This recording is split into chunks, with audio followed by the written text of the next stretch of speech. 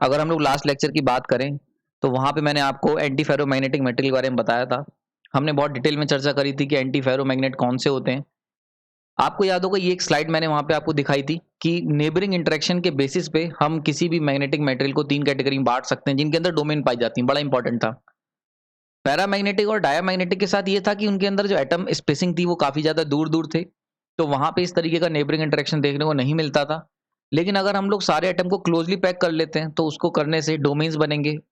तो डोमेन जो थे वो 3 तरीके के डोमेन पाए गए। पहले थे जिसके अंदर सारे के सारे डायपोल्स एक ही तरफ देख रहे थे एंड दीज आर फेरोमैग्नेट। दूसरे थे जिसमें आधे डायपोल एक तरफ देख रहे थे और आधे डायपोल अपोजिट देख रहे थे, तो दीज आर एंटी फेरो।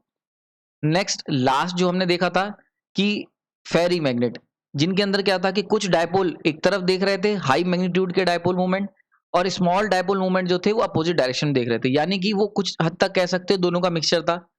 फेरो के और एंटी फेरो दोनों को मिला के इसको बनाया गया था।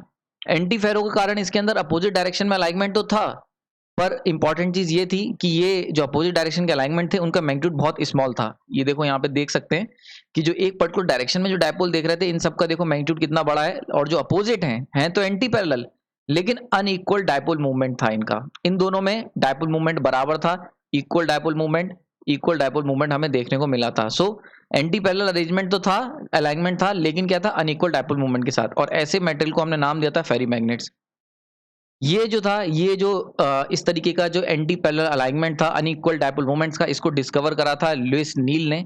और उन्होंने उन्हीं के नाम पे एक बड़ा इंपॉर्टेंट टेम्परेचर है नील टेम्परेचर, आने वाले लेक्चर्स में उसके ऊपर चर्चा करेंगे। ये सब उन्हीं की देन थी। तो इस पूरे लेक्चर के अंदर मेरा नाम प्रांजल है और आज इस लेक्चर के अंदर हम लोग डिटेल में चर्चा करेंगे फेरी मैग्नेटिज्म के बारे में। ठीक है, ये लास्ट तरीके के मैग्नेटिज्म होते हैं। हम लोगों ने अब तक डाया, पैरा, फेरो, एंटी फेरो देख चुके हैं। अब ये लास्ट है इस टाइप्स ऑफ मैग्नेटिक मटेरियल का, लास्ट लेक्चर है। तो शुरू करते हैं। तो सबसे पहले अगर मेरे पास इस तरीके की डोमेन है, नेबरिंग इंटरेक्शन अगर इस तरीके का है, मतलब एंटी पैरेलल अरेंजमेंट है, इक्वल मैग्नीट्यूड के डायपोल मूवमेंट्स हैं और स्पॉन्टेनियस मैग्नेटाइजेशन अगर जीरो है, तो इस तरीके के मेटल को हमने नाम दिया था एंटी फेरो, लास्ट लेक्चर में देखा था। ठीक, वहीं पे अगर मैं क्या करता हूं, अगर हम बात करते हैं एक ऐसे डोमेन की जिसके अंदर एक पर्टिकुलर डायरेक्शन में तो डायपोल मूवमेंट हाई मैग्नीट्यूड का है, लेकिन रिवर्स डायरेक्शन में यानी कि एंटी पैरेलल अरेंजमेंट तो है, पर जो भी एंटी पैरेलल हैं यानी कि जो पैरेलल नहीं है बचे हुए डायपोल मूवमेंट्स के, उन सब का जो डायपोल मूवमेंट है वो स्मॉल है। तो इंपॉर्टेंट चीज क्या निकल के आती है कि एंटी पैरेलल अरेंजमेंट है लेकिन अनइक्वल मैग्नीट्यूड का डायपोल मूवमेंट है, यानी कि एक पर्टिकुलर डायरेक्शन के डायपोल मूवमेंट जो हैं वो हायर मैग्नीट्यूड के हैं और जो रिवर्स डायरेक्शन के जो डायपोल्स हैं वो स्मॉलर मैग्नीट्यूड के हैं। तो एंटी पैरेलल अरेंजमेंट इसमें भी है, यानी कि कॉमन चीजें हैं दोनों के अंदर। इंपॉर्टेंट चीज क्या है, unequal magnitude of dipole movement. और तीसरी बात, spontaneous magnetization not equal to zero, यानी कि इनके अंदर अगर स्पॉन्टेनियस मैग्नेटाइजेशन है तब इसको हम लोग कहेंगे फेरी मैग्नेट्स। इंपॉर्टेंट चीज क्या है, यानी अगर तुमसे कहा जाए कि भाई दो डोमेन्स आपके सामने हैं, कैसे पहचानोगे कि कौन सी आपकी एंटी फेरो और कौन सी फेरी है? तो आप सिमिलैरिटी की अगर बात करी जाए तो दोनों के बीच में सिमिलैरिटी है कि anti parallel arrangement anti ferro में भी होंगे और anti parallel arrangement ferri magnet में भी होंगे। डिफरेंस की बात कर लें तो इसमें क्या है कि जितने भी एंटी पैरेलल होंगे सबका, यानी कि पैरेलल और एंटी पैरेलल डायपोल का इक्वल मैग्नीट्यूड होगा, जबकि अगर हम बात कर लेते हैं फेरी की तो इसके अंदर अनइक्वल मैग्नीट्यूड होगा डायपोल मूवमेंट्स का। तो ये एक बहुत बड़ा डिफरेंस है। दूसरा डिफरेंस आ जाता है स्पॉन्टेनियस मैग्नेटाइजेशन जो होगा एंटी फेरो में क्या होगा, जीरो होगा। बड़ा इंपॉर्टेंट, यानी कि स्पॉन्टेनियस मैग्नेटाइजेशन का मतलब होता है, अगर मैं बात करूं एक ब्रीफ में समझाऊं, कि ऐसा मैग्नेटाइजेशन या कह सकते हैं ऐसी टेंडेंसी किसी भी डोमेन की मैग्नेटाइजेशन या अपने डायपोल को होल्ड करने की पर्टिकुलर डायरेक्शन में in absence of magnetic field. ठीक है, यानी कि मैग्नेटाइजेशन या मैग्नेटिक फील्ड, इसको हम मैग्नेटिक फील्ड भी नहीं कहेंगे, मैग्नेटिक डायपोल मूवमेंट कह लेते हैं मैग्नेटिक। इसको एक काम करते हैं, थोड़ा सा क्लीन कर देते हैं। तो स्पॉन्टेनियस मैग्नेटाइजेशन मतलब एक पर्टिकुलर डायरेक्शन में मैग्नेटाइज होने की कैपेबिलिटी, मैग्नेटाइज की capability in absence of magnetic field, यानी कि मैग्नेटिक फील्ड हमने कोई भी किसी भी तरीके की मैग्नेटिक फील्ड अप्लाई नहीं करी है, तब भी अगर आपका जो डोमेन है वो मैग्नेटिक डायपोल्स को एक पर्टिकुलर डायरेक्शन में अलाइन करके रखता है। आपको याद होगा एक टर्म यूज करा था मैंने, डोमेन मैग्नेटाइजेशन, याद होगा ये। तो डोमेन मैग्नेटाइजेशन फॉर एग्जांपल जैसे फेरो है, अगर फेरो की बात कर ले तो उसके अंदर सारे के सारे जो डायपोल्स हैं वो एक ही तरफ देख रहे हैं। तो अगर एक डोमेन को पकड़ के कहोगे तो यस, सारा फ्लक्स यहाँ से बाहर निकल रहा होगा, तो दिस इज नॉर्थ, और सारा फ्लक्स यहाँ से एंटर कर रहा होगा, so this is south. So this is the spontaneous magnetization, यानी कि हमने कोई एक्सटर्नल फील्ड अप्लाई नहीं करी है, तब भी ये डोमेन जो है ये इसके पास मैग्नेटाइज होने की कैपेबिलिटी है, अपने आप को मैग्नेटिक डायपोल को होल्ड करने की कैपेबिलिटी है even in absence of magnetic field. ये कहलाता है स्पॉन्टेनियस मैग्नेटाइजेशन। अगर डाउट है कमेंट सेक्शन बताओ, इसके ऊपर एक सेपरेट लेक्चर आपके लिए मैं तैयार कर दूंगा। अगर स्पॉन्टेनियस मैग्नेटाइजेशन आपको परेशान करता है कि क्या होता है तो इसके ऊपर डिटेल में हम लोग चर्चा कर सकते हैं नेक्स्ट लेक्चर में। अगर आपको डाउट है, लेकिन ये तभी करूंगा जब कमेंट सेक्शन में अगर आपके कमेंट्स आएंगे काफी कि आपको स्पॉन्टेनियस मैग्नेटाइजेशन पढ़ना है, ठीक है। और अगर आपको पता है तो बस मैं इसको ब्रीफ यहीं रखता हूं, इतना ब्रीफ इंट्रोडक्शन काफी है स्पॉन्टेनियस मैग्नेटाइजेशन का। तो आई होप समझ में आ गया होगा। तो स्पॉन्टेनियस मैग्नेटाइजेशन की अगर बात करते हैं तो एंटी फेरो को अगर ध्यान से देखोगे तो एंटी फेरो में क्योंकि सारे के सारे dipole parallel sorry anti parallel है, यानी कि अब एंटी पैरेलल होने से क्या होता है, ये वाले जो डायपोल हैं ये इन सारे डायपोल का मैग्नेटिक मूवमेंट कह लो या नेट मैग्नेटाइजेशन को क्या करेंगे, जीरो कर देंगे। इसीलिए एंटी फेरो के अंदर स्पॉन्टेनियस मैग्नेटाइजेशन जो होता है जीरो होता है, यानी कि in absence of magnetic field, external magnetic field, हमें किसी भी तरीके का मैग्नेटाइजेशन देखने को नहीं मिलेगा। लेकिन अगर हम बात करते हैं फेरी मैग्नेट्स की, तो फेरी मैग्नेट में एंटी पैरेलल अरेंजमेंट तो है, लेकिन क्योंकि अनइक्वल मैग्नीट्यूड है तो इसकी वजह से क्या होगा, इस पर्टिकुलर डायरेक्शन में देखो तो देखो इस पर्टिकुलर डायरेक्शन में हमें लार्जर मैग्नेटिक डायपोल मूवमेंट मिल रहे हैं, बड़े बड़े मैग्नेटिक डायपोल मूवमेंट है। और अपोजिट डायरेक्शन की अगर बात करते हैं तो देखो स्मॉलर मैग्नेटिक डायपोल मूवमेंट्स हैं। तो अपोजिट डायरेक्शन में यानी कि इस पर्टिकुलर डायरेक्शन में डायपोल मूवमेंट स्मॉल है, तो मान के चलते हैं अगर इन सबको मिलाएंगे तो मान लेते हैं +4, बहुत बड़ा नंबर आ गया। और अगर एंटी पैरेलल को करें तो यह मान लेते हैं -1। तो देखो नेट डायपोल मूवमेंट मुझे +3 मिल गया। एक एग्जांपल दे रहा हूँ, जस्ट सिंपल सा एक एग्जांपल है, तो हम लोग इसको एग्जांपल की तरह देखेंगे। तो यानी कि हमें क्या होगा कि एक पर्टिकुलर डायरेक्शन में ज्यादा मैग्नेटिक डायपोल मूवमेंट है और अपोजिट डायरेक्शन में बहुत स्मॉल है, तो इसीलिए नेट डायपोल मूवमेंट मुझे इस पर्टिकुलर डायरेक्शन में मिल जाएगा। तो फेरोमैग्नेट की तरह तो नहीं, पर स्मॉल मैग्नेटिक डायपोल मूवमेंट और स्मॉल फ्लक्स देखने को मिलेगा एक पर्टिकुलर डोमेन की अगर बात करते हैं। तो इसीलिए मैं कह सकता हूँ इसके अंदर स्पॉन्टेनियस मैग्नेटाइजेशन जीरो नहीं होगा। ये जो ऐसे इक्वल लगा के काट देते हैं इसका मतलब होता है नहीं होगा, तो जीरो नहीं होगा। तो आई होप ये समझ में आ गई होगी। अगर नहीं समझ में आई तो एक और तरीके से मैं समझाता हूँ, स्पॉन्टेनियस मैग्नेटाइजेशन को थोड़ा सा विजुलाइज करके देखते हैं। तो अगर फेरो की बात करें तो फेरो के अंदर सारे के सारे जो हमारे एटम के जो मैग्नेटिक डायपोल मूवमेंट है वो एक ही डायरेक्शन में है। तो जब एक ही डायरेक्शन में है तो खूब सारा फ्लक्स बाहर निकलेगा और खूब सारा फ्लक्स एंटर करेगा, तो वेरी हाई मैग्नेटाइजेशन मुझे देखने मिलेगा even in absence of magnetic field, यानी कि एक्सटर्नल फील्ड हमने कोई भी नहीं लगाई है, ठीक है। वहीं अगर फेरी की बात कर लेते हैं तो फेरी की अगर हम बात करते हैं तो फेरी में यहाँ पे हमें देखने को मिल सकता है इस तरीके का अरेंजमेंट कुछ ये होगा, यानी कि एक पर्टिकुलर डायरेक्शन में ज्यादा मैग्नेटिक डायपोल मूवमेंट होगा और एंटी पैरेलल तो होंगे लेकिन स्मॉलर मैग्नेटिक डायपोल। तो इसकी वजह से क्या होगा, कुछ फ्लक्स कैंसिल हो जाएगा। जो फेरो में इतनी ज्यादा आप लाइनें देख रहे हो उनमें से कुछ लाइनें ये पिंक कलर वाले, यानी कि देख सकते हो फेरो में क्योंकि बहुत सारी लाइन देख रहे हो।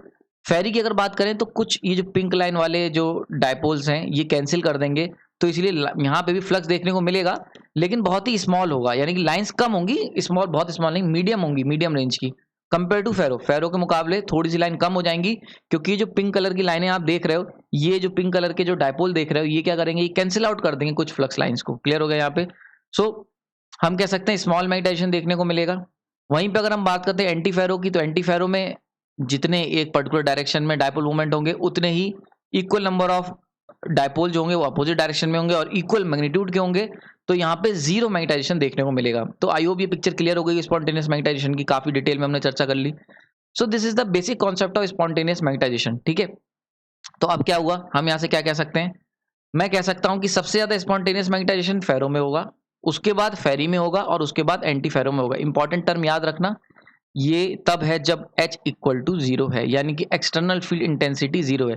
यानी कि मैंने इन तीनों डोमेन्स में, ये क्या है आपको याद बता दूं, ये क्या है, ये डोमेन्स हैं, डोमेन्स, ठीक है। यानी कि मैं ये कह रहा हूँ ये जो H इक्वल टू 0 लिखा है मतलब मैंने किसी भी तरीके की एक्सटर्नल फील्ड अप्लाई नहीं करी है इस डोमेन पे, ठीक है। तो net external field equal to 0, यानी कि मैंने किसी भी तरीके की फील्ड अप्लाई नहीं करी है। उस केस में हमें कितना मैग्नेटाइजेशन देखने को मिलेगा, इसको हम लोग कहेंगे स्पॉन्टेनियस मैग्नेटाइजेशन। अगर मैं फील्ड अप्लाई कर दूंगा सो वो फिर मैग्नेटाइजेशन हो जाएगा, स्पॉन्टेनियस मैग्नेटाइजेशन नहीं रह जाएगा, वो मैग्नेटाइजेशन हो जाएगा, ठीक है। समझ में आ रहा होगा दोनों में अंतर। तो मैग्नेटाइजेशन क्या होता है कि जब आपने किसी मैग्नेटिक मटेरियल को किसी फील्ड के अंदर रखा तो टोटल मुझे कितना मैग्नेटाइजेशन, मैग्नेटिक फ्लक्स निकला या मैग्नेटिक फ्लक्स डेंसिटी डेवलप हुई, डायपोल बने, अलाइनमेंट हुआ, ये सब आ जाता है मैग्नेटाइजेशन के अंदर। स्पॉन्टेनियस मैग्नेटाइजेशन का मतलब इन absence of external magnetic field. Clear हो गया यहाँ पे। अब इसके बारे में एक बात कह सकता हूँ, अगर मैं इसकी ससेप्टिबिलिटी के बारे में कुछ डिस्कस करना चाहूँ तो हम कह सकते हैं ससेप्टिबिलिटी, इसकी ससेप्टिबिलिटी पॉजिटिव होगी और मीडियम मैग्नीट्यूड की होगी, कोई डाउट नहीं होना चाहिए। ठीक है, क्यों होगी?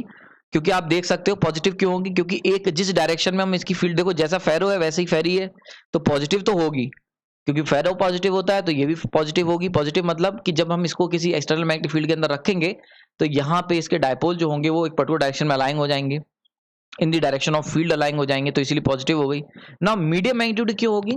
क्योंकि इसलिए मीडियम मैग्नीट्यूड की होगी क्योंकि देखो कुछ डोमेन, इस पर्टिकुलर डोमेन पार्ट की अगर बात करता हूं मैं, तो इसमें अगर मान लेते हैं मैं इस पर्टिकुलर डायरेक्शन में फील्ड अप्लाई करता हूं एच, तो देखो ये चार जो हैं ये तो इधर ही देख रहे हैं, तो इनके ऊपर मुझे कोई एनर्जी खर्च नहीं करनी पड़ेगी, स्मॉल इंटेंसिटी से काम हो जाएगा। लेकिन ये जो अपोजिट डायरेक्शन के हैं इनको तो मनाना पड़ेगा ना, तो इनको मनाने में कुछ एनर्जी कंज्यूम होगी।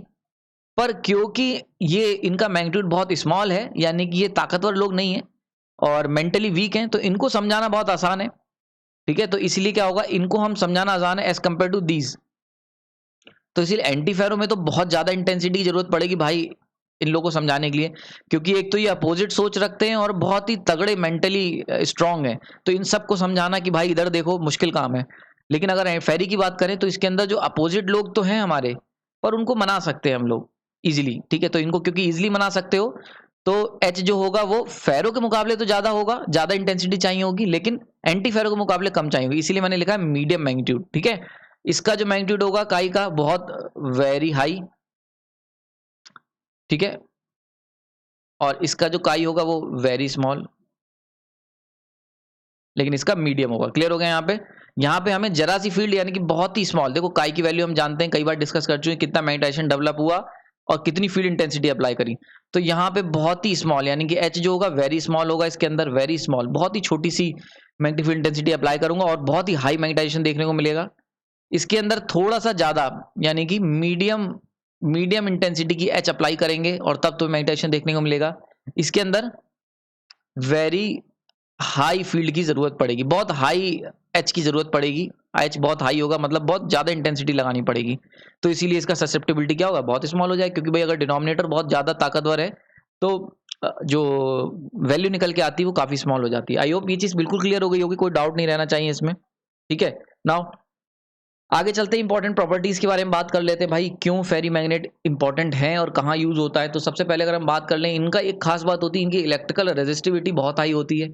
नाउ इलेक्ट्रिकल रेजिस्टिविटी का क्या करेंगे हम लोग, तो इसीलिए इनका इस्तेमाल हम लोग ट्रांसफार्मर के कोर डिजाइन में करते हैं। आपने सुना होगा फेराइट कोर के ट्रांसफार्मर का इस्तेमाल बहुत होता है। ठीक है, तो क्यों होता है, क्योंकि इनकी इलेक्ट्रिकल रेजिस्टिविटी हाई होती है, यानी कि ये मैं बात कॉपर के वायर की बात नहीं कर रहा हूँ, ये मैं कोर की बात कर रहा हूँ, यानी कि जैसे ट्रांसफार्मर लिया आपने, ट्रांसफार्मर और इस पे वाइंडिंग करते हुए ऐसे करके, ये प्राइमरी हो गई, ये सेकेंडरी हो गई, प्राइमरी वाइंडिंग सेकेंडरी वाइंडिंग, तो ये जो ट्रांसफार्मर वाइंडिंग करते हो आप, तो ये जो ट्रांसफार्मर की जो कोर देख रहे हो ना, ये इसकी बात कर रहा हूँ। तो इसकी ये जो मटेरियल होगा, अगर मैं इसमें फेराइट यूज कर लूँ, फेराइट कोर या फेरी मैग्नेटिक कोर, फेरी मैग्नेटिक कोर का इस्तेमाल कर लेते हैं अगर हम लोग, तो ऐसे केस में क्या होगा, इसके अंदर की इसकी जो रेजिस्टिविटी होगी वो बहुत हाई होगी ना। इलेक्ट्रिकल रेजिस्टिविटी हाई होने से क्या मतलब हुआ, इसका होने से एडी करंट लॉसेस रिड्यूस हो जाएंगे। आपको याद होगा मैंने बताया हुआ एडी करंट का, मेरा लेक्चर आपने देखा होगा कि ट्रांसफार्मर की जो कोर होती है कुछ इस तरीके की, हम लोग ट्रांसफार्मर की कोर का इस्तेमाल करते हैं। ठीक है, ओके, तो हम इस तरीके की वाइंडिंग करते हैं, तो होता क्या है कि ये फ्लक्स जब इसमें से ऐसे करके निकलता है तो ये जो कोर होती है इसके ऊपर एडी करंट बन जाते हैं कुछ इस तरीके से, इस मटेरियल के ऊपर। ठीक है, ऐसे करके हमें एडी करंट देखने को मिलते हैं, और ये जो एडी करंट होते हैं जो इनकी सरफेस पे बनते हैं, तो वहां पे इस तरीके की हीटिंग लॉसेस, I2R लॉसेस आपको देखने को मिलते हैं, इस तरीके की हीटिंग होती है। ठीक है, ये होते हैं ट्रांसफार्मर के एडी करंट। अब अगर मैं क्या करूं, अगर मैं इस सरफेस का यानी कि जो मटेरियल का मैंने कोर लिया है, अगर मैं इस सरफेस का रेजिस्टेंस बढ़ा दूं, रेजिस्टिविटी बढ़ा दूं, तो ऑब्वियस सी चीज है कि करंट की वैल्यू कम हो जाएगी। ठीक है, तो अगर मैं इसका रेजिस्टिविटी बढ़ा दूं तो करंट की वैल्यू कम हो जाएगी, करंट कम होगा तो I2R कम हो जाएगा, क्योंकि R भले ही इंक्रीज कर रहे हो पर I2 तो रिड्यूस हो रहा है ना, तो स्क्वायर टाइम्स करंट रिड्यूस हो रहा है। समझ में आ रही बात ये। तो इसीलिए क्या होता है, अगर हम हाई इलेक्ट्रिकल रेजिस्टिविटी का मेटल यूज करेंगे तो उस पर एडी करंट बहुत स्मॉल मैग्नीट्यूड के बनेंगे, और एडी करंट अगर स्मॉल बनेंगे तो लॉसेस कम होंगे और एफिशिएंसी हमारी इंप्रूव हो जाएगी। तो पहला यूज हो गया फेरी मैग्नेटिक कोर का या फेरी मैग्नेटिक मटेरियल का, कि ट्रांसफार्मर जो होते हैं उनमें यूज होते हैं एडी करंट लॉसेस को रिड्यूस करने के लिए। दूसरा इसका काम होता है, अगेन ये कोर लॉसेस को रिड्यूस करता है हाई फ्रिक्वेंसी पे। मतलब जब भी आप कोई ट्रांसफार्मर बनाओगे जिसमें हाई फ्रिक्वेंसी ट्रांसफार्मर बनाओगे तो वहां पे हम इनका इस्तेमाल करेंगे, अगेन हाई फ्रिक्वेंसी ट्रांसफार्मर में, और फेराइट कोर के नाम से इनको मशहूर है। यानी कि अगर आपने सुना होगा फेराइट कोर, तो वो कहाँ यूज होती है, यानी अगर तुमसे पूछा जाए फेराइट कोर के ट्रांसफार्मर आप कहाँ यूज करेंगे, तो आपका आंसर होगा हाई फ्रिक्वेंसी ट्रांसफार्मर को बनाने में। क्योंकि देखो, जब हाई फ्रिक्वेंसी ट्रांसफार्मर को बनाओगे, हाई फ्रिक्वेंसी का मतलब जैसे कि नॉर्मल पावर ट्रांसफार्मर जो होते हैं वो 50 हर्ट्ज पे करीब बनते हैं, लेकिन अगर मैं 50 हर्ट्ज पे, अगर 50 हर्ट्ज है तो आपको याद होगा मैंने बताया था कोर लॉसेस जो होते हैं आपके, कोर लॉसेस वो कौन कौन से होते हैं, एक हिस्टैरिसीस लॉसेस होते हैं और एक एडी करंट लॉसेस होते हैं। हिस्टैरिसीस लॉसेस जो होते हैं वो डायरेक्ट प्रोपोर्शनल होते हैं फ्रिक्वेंसी पे, और एडी करंट लॉसेस जो होते हैं वो डायरेक्ट प्रोपोर्शनल होते हैं फ्रिक्वेंसी के स्क्वायर के। ये दोनों चीजें क्लियर हैं, कोई दिक्कत नहीं होनी चाहिए, सही है। तो अब देखो, हम जानते हैं कि ये क्योंकि फ्रिक्वेंसी पे बहुत ज़्यादा दो, अल्टीमेट चीज़ क्या निकल के आई कि दोनों की दोनों लॉसेज जो हैं वो फ्रिक्वेंसी पे डिपेंडेंट है। तो 50 हर्ट्ज पे eddy current losses square times हो रहे हैं, यानी कि 100 के बराबर हो रहे हैं। अगर मैं इस फ्रिक्वेंसी को 100 हर्ट्ज कर देता हूँ तो सोचो 100 का स्क्वायर टाइम्स लॉसेज होंगे। तो इसीलिए क्या होगा, अगर 100 के स्क्वायर टाइम्स लॉसेज होंगे तो एडी करंट लॉसेज तो बहुत ज़्यादा बढ़ गए। तो एडी करंट लॉसेज को रिड्यूस करने के लिए मुझे क्या करना पड़ेगा, कोर की रेजिस्टेंस बढ़ानी पड़ेगी, कोर की रेजिस्टेंस रेजिस्टिविटी इंक्रीज करनी पड़ेगी। और ऐसा करने के लिए हम क्या यूज कर सकते हैं, हाई इलेक्ट्रिकल रेजिस्टिविटी वाले मटेरियल, यानी कि फेराइट कोर। समझ में आ रहा है। तो ये दोनों पॉइंट एक दूसरे से काफी हद तक कनेक्टेड है। तो जब आप हाई फ्रिक्वेंसी पे जाते हो, हाई फ्रिक्वेंसी ट्रांसफार्मर की बात जब भी हम करते हैं, तो उन हाई फ्रिक्वेंसी ट्रांसफार्मर के लिए हम लोग क्या करते हैं, हम लोग को यूज करना पड़ेगा फेराइट कोर, क्योंकि हाई फ्रिक्वेंसी पे एडी करंट लॉसेस बहुत ज्यादा हो जाएंगे, और लॉसेस एडी करंट को अगर रोक रहा है तो रेजिस्टिविटी बढ़ानी पड़ेगी। रेजिस्टिविटी कैसे बढ़ा सकते हैं, फेरी मैग्नेटिक मेटल का इस्तेमाल करके। एग्जाम्पल की बात कर लेते हैं, तो एक तो मैग्नेटाइट आपका फेरी मैग्नेटिक होता है, और कंपाउंड ऑफ 2 मेटेलिक ऑक्साइड, यानी कि जब भी 2 मेटेलिक ऑक्साइड के कंपाउंड हम तैयार करेंगे तो ज्यादातर देखा गया है कि वो फेरी मैग्नेटिक मेटल ही बनाते हैं। क्लियर हो गया यहाँ पे, आई होप समझ में आ रहा होगा, कोई डाउट नहीं होना चाहिए। कोई डाउट है तो आप कमेंट सेक्शन में मुझे बता सकते हो, मैं उसके ऊपर आपको उसका आंसर दूंगा, और अगर बहुत सीरियस डाउट होगा तो उस पर एक वीडियो बनाने की कोशिश करूंगा। तो आई होप ये लेक्चर आपको समझ में आ गया होगा। मैंने यहाँ पे आपको लगभग सारी चीजें कवर कर दी हैं फेराइट कोर, फेरी मैग्नेटिक कोर के बारे में, और कहाँ यूज करना है फेरी मैग्नेटिक मेटल, कहाँ यूज करना है, क्या खासियत होती है, कैसे एंटी फेरो से अलग होता है, और इसका बेसिक एप्लीकेशन है कहाँ। तो एक लाइन में अगर एप्लीकेशन अगर आपसे पूछा जाएगा तो आप कहोगे जहाँ पे भी हाई फ्रिक्वेंसी कोर की जरूरत होगी वहाँ हम यूज कर सकते हैं इसे, क्योंकि ये एडी करंट लॉसेस पे बहुत अच्छा काम करता है। ठीक है, तो यहाँ पे ये चीजें कंक्लूड हो गई। अगर फिर भी मन में कोई डाउट है तो कमेंट सेक्शन बता सकते हो। लेक्चर पसंद आया है तो लाइक कर सकते हैं, और मटेरियल के लगभग सारे टॉपिक मैंने कवर कर दिए हैं मैग्नेटिक मटेरियल के ऊपर। यानी कि मैग्नेटिक की अगर बात करते हैं तो सारे के सारे डिफरेंट टाइप्स ऑफ कोर हमने देख ली। हमने dia, para, ferro, anti ferro and last में फेरी देख ली है। अब इसके थोड़ा और डिटेल में जाएंगे और देखेंगे कि इन मैग्नेटिक प्रॉपर्टीज जो हमने देखा है मटेरियल के अंदर जो नेचुरली होती हैं, क्या उनके ऊपर सराउंडिंग का क्या असर होता है, इसके ऊपर अब आने वाले लेक्चर्स आपको देखने को मिलेंगे। और कोशिश मेरी यही रहेगी कि आपको कोई भी चीज़ रटनी ना पड़े, जितना मैं सिंप्लीफाई कर सकता हूँ, जितना मैं रिसर्च करके आपको एग्जैक्ट इन्फॉर्मेशन दे सकता हूँ, मेरी पूरी कोशिश यही है। अगर आपको लेक्चर अच्छा लगा हो और कुछ नया सीखा हो तो कमेंट सेक्शन में जरूर बताएं। आपने अपना कीमती समय दिया उसके लिए धन्यवाद।